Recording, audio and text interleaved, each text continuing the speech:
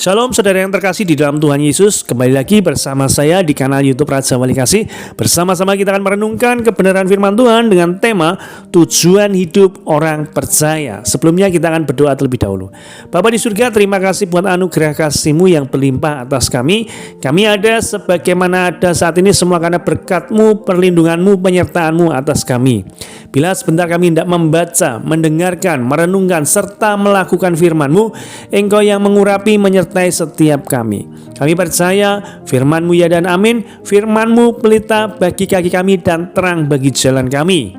Dan kami percaya ketika firman-Mu disampaikan, yang sakit Tuhan sudah sembuhkan, yang berbeban berat Tuhan sudah memberikan kelegaan, dan yang berkekurangan Tuhan sudah cukupkan dan berkati berlimpah-limpah dalam nama Tuhan kami Yesus Kristus. Urapi hamba-Mu, apa yang hamba-Mu sampaikan hanyalah firman-Mu untuk hormat kemuliaan nama-Mu. Dalam nama Tuhan Yesus Kristus kami berdoa dan mengucap syukur. Saudara yang terkasih di dalam Tuhan Yesus, nas pembacaan firman Tuhan terambil dari Filipi 1 ayat yang ke-21. Demikian firman Tuhan.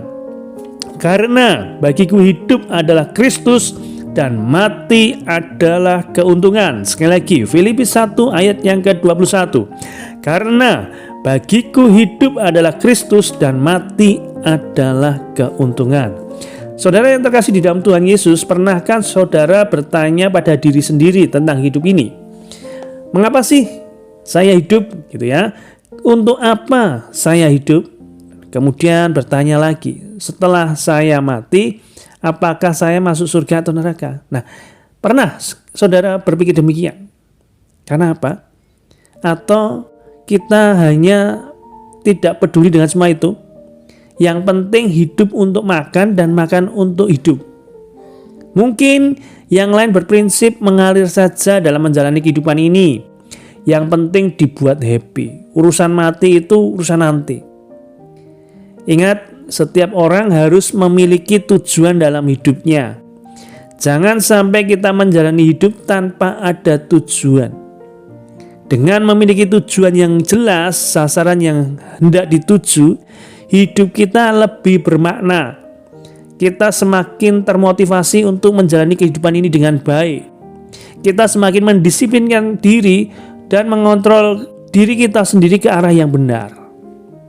Ya, jadi kalau saudara pernah berpikiran tentang kehidupan ini, kalau hanya berpikiran ya seadanya menjalani kehidupan ini, sebaliknya berpikir ulang, ya, untuk apa sih kita hidup? Ya, kemudian bagaimana menjalani kehidupan ini? Apakah hanya biasa saja? Yang penting dibuat happy, yang penting makan untuk hidup, hidup untuk makan. Nah, atau saudara mulai berpikir, untuk apakah saya hidup itu? Ibrani 9 ayat 27 sampai 28, demikian firman Tuhan. Dan sama seperti manusia ditetapkan untuk mati hanya satu kali saja. Artinya apa? Manusia diberikan kesempatan hidup itu hanya sekali saja di dunia ini. Dan sesudah itu dia dihakimi. Demikian pula Kristus hanya satu kali saja mengorbankan dirinya untuk menanggung dosa banyak orang. Sesudah itu ia akan menyatakan dirinya sekali tanpa menanggung dosa untuk menganugerahkan keselamatan kepada mereka yang menantikan dia. Jadi dari ayat bacaan ini sangat jelas sekali, kita itu hidup di dunia itu hanya sekali saja kesempatannya. Makanya miliki tujuan hidup yang jelas. Kalau tujuan hidup kita hanya mengalir saja, perlu kita pikirkan ulang, untuk apa kita hidup. Karena apa? Sekali lagi, kalau kita memiliki tujuan hidup yang jelas, kita akan lebih memaknai lagi kehidupan ini dengan baik. Kita akan lebih termotivasi lagi untuk menjalani kehidupan ini dengan baik. Masuk surga atau neraka kelak sangat ditentukan oleh tujuan hidup kita sekarang ini. Alkitab jelas menyatakan bahwa manusia ditetapkan untuk mati satu kali. Setelah itu ia akan dihakimi. Oleh karena itu hiduplah dengan tujuan yang benar, seperti Rasul Paulus berniat demikian. Filipi 1 ayat yang ke-21 tadi. Bagiku hidup adalah Kristus dan mati adalah keuntungan. Rasul Paulus memiliki tujuan hidup yang jelas, yaitu hidup yang meninggikan dan memuliakan nama Tuhan. Hidup Paulus adalah bagi Kristus dan untuk Kristus. Maka itu dia berkata di Filipi 1 ayat yang ke-22a, jika aku harus hidup di dunia ini, itu berarti bagiku bekerja memberi buah. Artinya Paulus berusaha untuk melakukan yang terbaik bagi Kristus, menjadikan Tuhan Yesus sebagai teladan utama dalam kehidupannya, serta menempatkan dia lebih dari apapun yang ada di dunia ini. Jadi lewat pembacaan tadi kita diingatkan kembali yang dilakukan oleh Paulus selama di dunia ini. Kalau dia diberikan kesempatan untuk hidup, dia tuliskan, karena bagiku hidup adalah Kristus. Artinya dia serahkan segala sesuatunya kepada Tuhan Yesus. Kalau dia menjadi penginjil, dia akan melakukan penginjilan yang terbaik. Kalau dia melakukan kehidupan ini, dia akan melakukan yang terbaik dalam kehidupan ini. Pun demikian dengan saudara dan saya. Dimanapun saudara dan saya ditempatkan, sebagai apapun, lakukan itu dengan terbaik. Seperti Paulus bilang, kalau aku hidup berarti aku bekerja memberi buah, ada hasil yang dinikmati. Itu arti dari ayat tersebut. Bekerja memberi buah artinya ada sesuatu yang kita hasilkan, bukan sekedar asal-asalan, bukan sekedar sekolah ya sekolah, kuliah ya kuliah, bekerja ya bekerja, bukan demikian. Tetapi ketika kita ada kesempatan untuk kita bisa sekolah, lakukan itu dengan yang terbaik, hasilkan nilai yang terbaik. Pun demikian ketika kita bekerja, hasilkan sesuatu yang terbaik di mana kita sudah ditempatkan dalam pekerjaan kita masing-masing. Itu artinya bekerja memberi buah, ada hasil yang bisa dinikmati oleh mereka yang tahu tentang kita.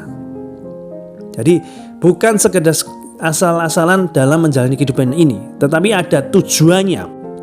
Kalau aku hidup, itu berarti hidup untuk Kristus. Kristus teladankan ketika hidup di dunia ini, melakukan pelayanan yang terbaik, melakukan segala sesuatunya dengan yang terbaik, bahkan sempurna yang dia lakukan, sampai dia mengerjakan misinya. Bagaimana dia menebus umat manusia lewat pengorbanan kayu salib, dia lakukan sampai titik terakhir dalam kehidupannya. Artinya benar-benar Kristus melakukan yang terbaik. Ini menjadi teladan bagi kita semuanya. Makanya Paulus bilang, kalau aku harus hidup di dunia ini berarti aku harus bekerja membawa atau memberi buah. Bagiku bekerja memberi buah kehidupan ini. Nah, di dalam 1 Yohanes 2 ayat yang ke-6 dikatakan, barang siapa mengatakan bahwa ia ada di dalam dia, ia wajib hidup sama seperti Kristus telah hidup. Sekali lagi, barang siapa mengatakan bahwa ia ada di dalam dia, dianya huruf besar berarti di dalam Tuhan, ia wajib hidup sama seperti Kristus telah hidup. Semua itu harus dibuktikan dalam tindakan yang benar-benar nyata. Apa yang menjadi teladan Kristus itu yang harus kita lakukan. Kristus melayani dengan terbaik. Kristus berdoa dengan yang terbaik. Kristus menginjil dengan terbaik. Itu semua sebagai teladan bagi kita semuanya. Makanya sekali lagi, jangan asal-asalan mengisi kehidupan ini ya pokoknya mengalir saja lah. Jangan seperti itu. Saudara dan saya harus meneladani apa yang Kristus lakukan. Dan juga Paulus tuliskan. Kalau selama hidup di dunia ini berarti hidup bekerja untuk memberi buah.